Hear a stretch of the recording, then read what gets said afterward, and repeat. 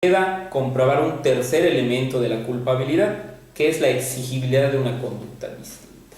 ¿Qué es esto de la exigibilidad de una conducta distinta? ¿Qué entendemos nosotros que a la persona se le puede exigir una conducta distinta? Dice la doctrina que es la posibilidad determinada por el ordenamiento jurídico de obrar en una forma distinta o mejor de aquella por la que el sujeto se decidió. Es decir, la persona que cometió un homicidio tenía la posibilidad de obrar de manera distinta. Si por ejemplo, era pues no cometer el propio homicidio. ¿Por qué? Porque la norma describe una conducta que es prohibida a estas partes.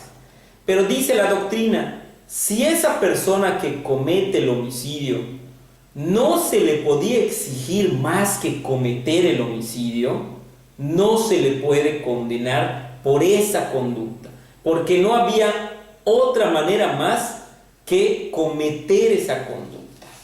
Es por lo que hablamos del aspecto negativo de este elemento llamado la inexigibilidad de otra conducta o de una conducta distinta.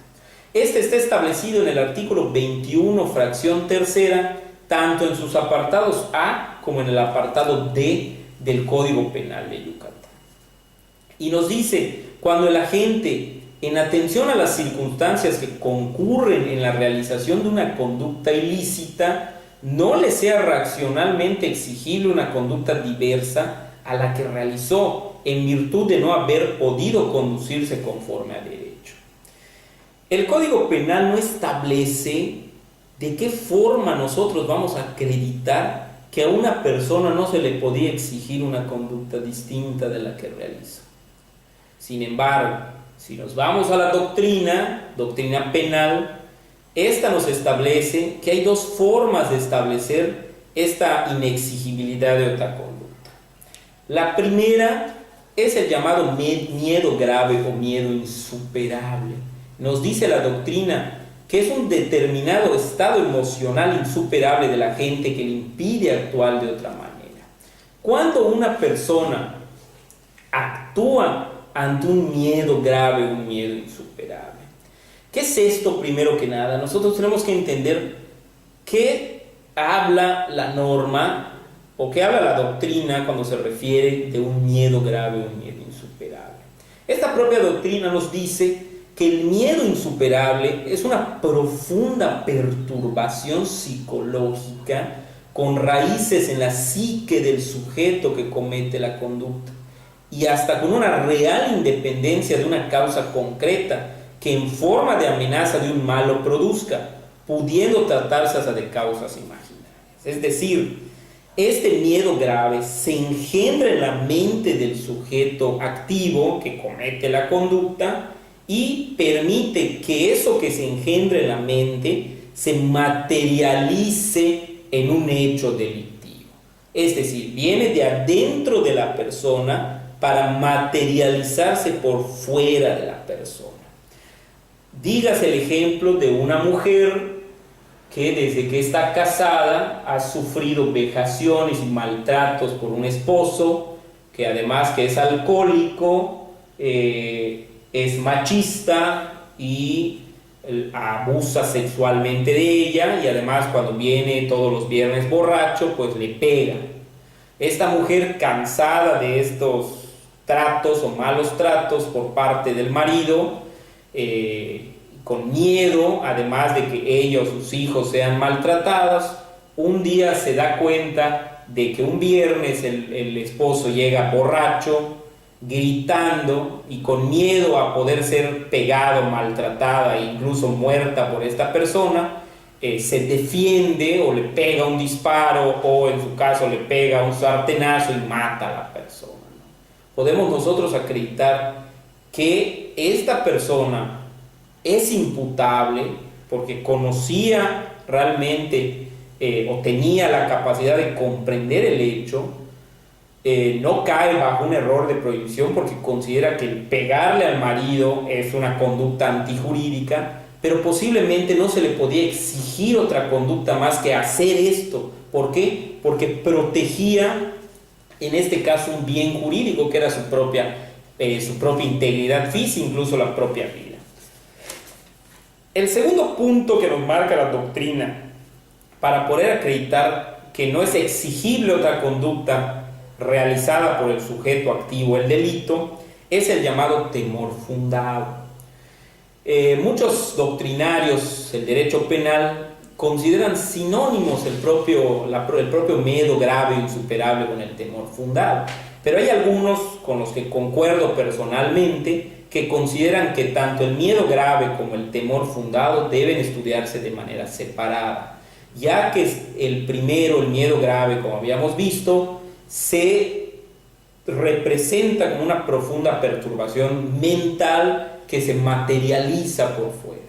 Al contrario, el temor fundado es una perturbación psicológica también, pero con causa real en el mundo exterior y que hace que la persona se genere una perturbación mental o interna, la psique.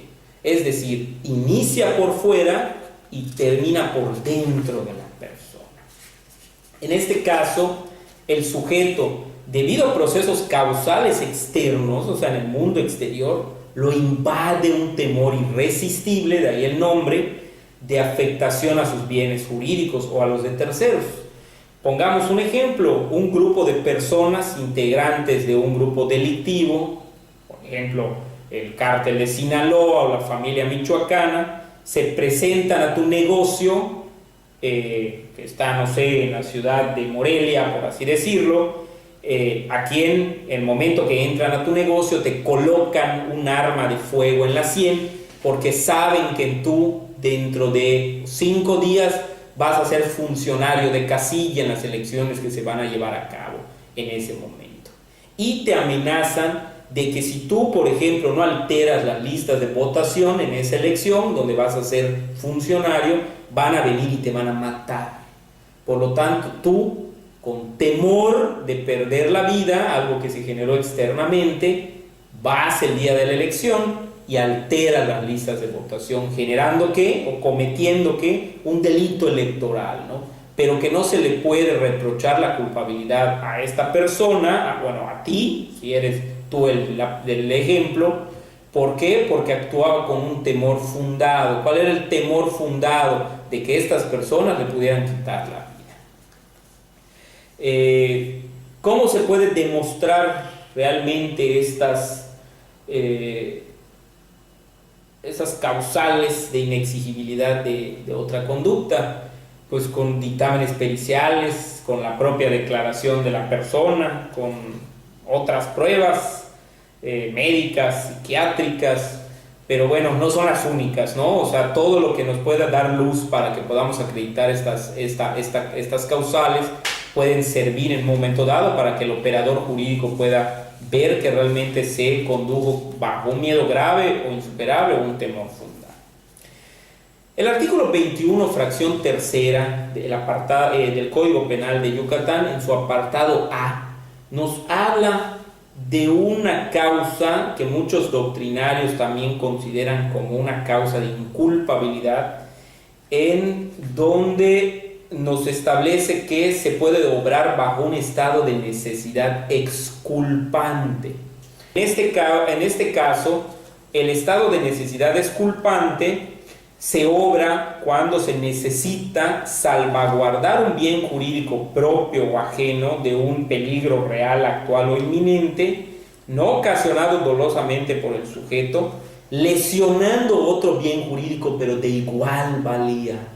Es decir, ya no estamos hablando de una disparidad de bienes jurídicos, en donde, por ejemplo, cuando decíamos como la persona que maneja un autobús y para evitar atropellar a un grupo de niños que está cruzando la calle al quedarse sin frenos, se estrella, por ejemplo, en un almacén de vidrios finos para salvaguardar la vida de los niños, que es de mayor valía que el daño o la propiedad de la persona, actúa bajo un estado de necesidad justificante. El estado de necesidad exculpante es salvaguardar bienes jurídicos de igual valía. Podemos nosotros mencionar el clásico ejemplo, en este caso, de un náufrago que mata a otro náufrago para poder comer su carne y sobrevivir, o beber su carne para que no muera de sed, o en su caso el náufrago que impide a otro que se está ahogando subirse a una tabla que solo soporta el peso de una persona, ¿no?